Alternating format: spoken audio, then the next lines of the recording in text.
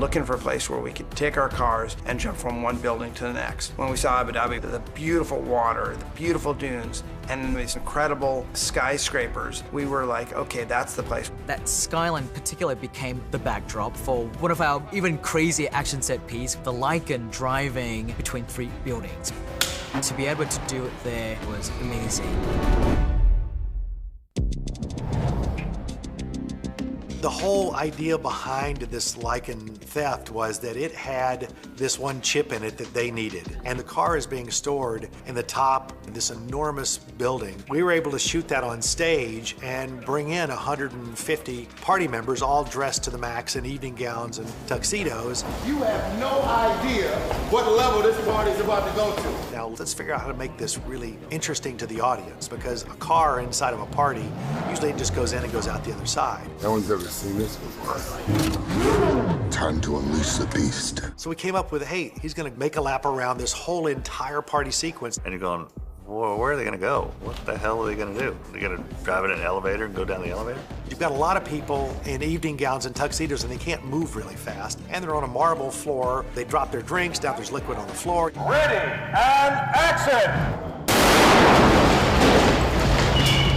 Then I got word from James Wan, who said, hey, I want Jason Statham to come in here and start firing a machine gun at the car.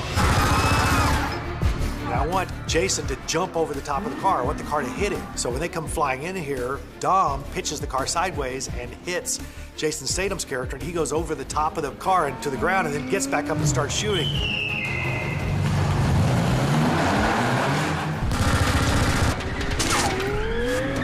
Jason goes over the top, we hit the piano, we hit the bar, we hit everything we could hit in there. And at the same time, he's being shot at by a machine gun and shot at by these grenade launchers, and so columns are blowing up around the car.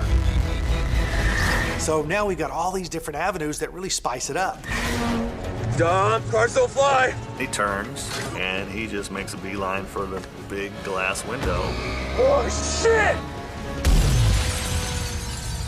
And goes blowing out this window, jumps through the air across to the next tower.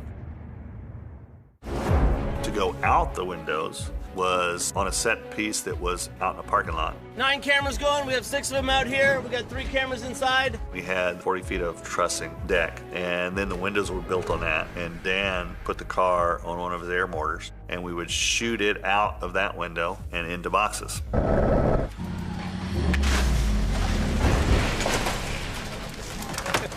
Survive! We would get the exit from one side and then get the entrance on another side. And we did it multiple times for different buildings that we're supposed to go into.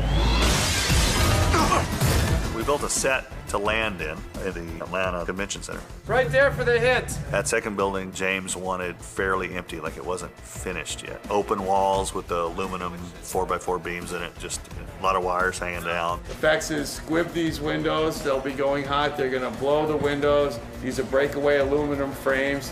As the car comes through, all that's gonna break and go with the car. I built ramps that were 3 feet tall, 120 feet long, and I had Steve Kelso drive it as fast as he could drive it and drop off. He had about 5 or 6 feet between there and the window. So we could get him dropping as if he's dropping in, hitting, and then just slamming through everything that was in that second building.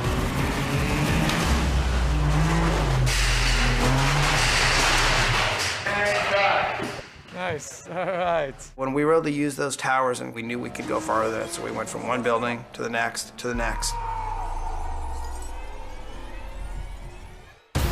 And then we did another landing with a redressed interior, which now was art gallery. I say car, you guys snap around, and you will see the car jumping through, and then run right toward us. I've got real stunt people in there, all dressed up, you know, very nicely like their art gallery exhibitors and their patrons, and they've got to move pretty fast. Well, they can't see the car. It's on a countdown, and so I say, we're going to say 3, 2, 1. Everybody has to be moving. You can't be thinking to move. You got to be moving because the car's coming in really fast. So that was the tough part. 3, 2, 1, fire! It lands, it goes out of control, and now Dan built a rig that spins as it goes across the floor. Dan Sudik created this car that was on a complete rotating spindle, but would travel down the length of the set. So I could put my stunt doubles in there and film this car rotating as they're trying to bust the whole dash loose to get this circuit board out that contains the device that they want, and then they've got to dive out. Got it! Get out! This Lycan, very, very low to the ground, hard to get in and out of, so doing an action sequence and sitting way down inside the car and having to dive out of it is a whole different ballgame.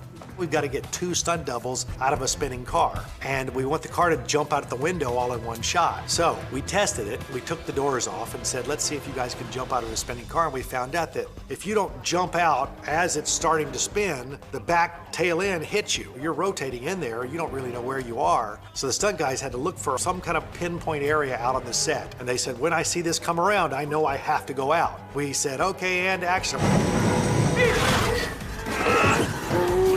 Spun the car, and they all dove out in the perfect second. We went through the window, the car jumps out the other side. Then I got a message from James, and he said, oh, by the way, I want Vin's character to hang up on the edge. So I had to put that character on a cable and rotate the car in so that he could jump out of the car and not penetrate through the glass.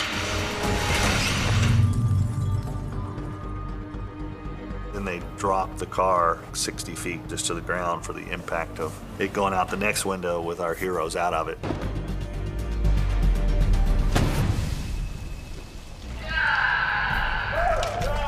It actually came out pretty cool. A lot bigger than what it started to be. And that's the great part about Fast, is that you don't ever say no. You're always trying to give the audience more than what they saw than the last one. The thing about Letty is, even though we see her in a dress for the first time in Furious 7, she's still Letty. Which means, if the situation calls for it, she's always ready to throw down. Even if it means going up against a character played by the current UFC and Strikeforce champ Ronda Rousey. It's kind of what I like to call the ultimate expression of girl power. Guys, get out of there right now. You've got an army heading your way. You gotta get out of there. The girl fight from Fast 6 was such a talked about fight, and I knew I would have my work cut out for me. Would you believe I knocked him out with my charm? There's not a lot of really great female fights. I definitely take it seriously when the opportunity comes. Michelle is so dedicated. Sometimes we'd squeeze in 2 training sessions a day. It's an interesting challenge to introduce 3 women coming at her when they're fighting 3-on-1. So it was a constant bombardment of blows coming at Michelle's character. She wanted to take it a step higher on this film. When Rhonda got involved, she has very specific formal training, and the audience has probably seen her fight for real. She's playing a character. You want to see Rhonda's signature moves herself. Thank God you showed up. These parties bore me to death. Rhonda was very helpful choreographing that fight. The fight never would have been done without Rhonda putting in that extra work. She helped with the choreography. She helped make Michelle Rodriguez comfortable. She's awesome. She's so strong. She's having a conversation while I'm over her shoulders. I'm like, Rhonda, still here, you know. Oh, sorry. Puts me down. 3, 2, 1, go. She's sick. It's a super estrogen pumped all-female fight scene, and it's so unique and cool. Finding out that they're in evening gowns and high heels was something that you don't see all the time. Gown and high heels was definitely the challenge part, because, you know, I don't wear them often. I think the trickiest thing for me was convincing her to do it in that really beautiful red dress. My entire career has been spent in a tank top and jeans. How about we throw me in a dress? That I had my girly moment. Good? Yeah, I got caught in a dress. This dress originally was just one solid thing all the way down. So we opened up these 2 slits right here so I could be able to, like, you know, pick a bunch of knees up and stuff.